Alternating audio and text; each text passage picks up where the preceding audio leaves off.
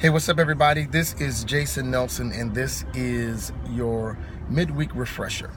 Listen, I wanted to take an opportunity and talk to you all today. I'm on the road, but I wanted to take an opportunity and talk to you all about the necessity of understanding God's placement. He is very strategic in how and where He sends a word. And when He speaks to us, a lot of times the instructions is not just about us moving, but it's about us moving to the place that He has intended for us to get to. When He spoke to Abram, He knew that Abraham had to come out of Abram, but Abram could not become Abraham until he actually left the place that he was and went to the place that we now know as Canaan, or the Promised Land. In the same way, God spoke to Elijah and said to Elijah, after He spoke to Ahab, He says, now go and hide yourself by the brook Cherith, and I'll feed you and sustain you there. And when the brook dries up, He sends him to another place, and He says something very specific. He says, I've commanded a widow there at Zarephath to sustain you and to take care of you.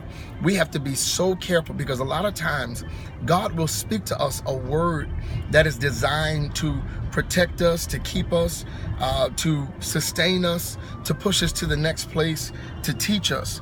And oftentimes we miss God because we don't like the where that He's sending us. But we often forget that the where that He's sending us is actually the place that He has provided for us. Same thing with Abraham. After Isaac is born, the Bible says that God tells Abraham to sacrifice his son on a specific mountain.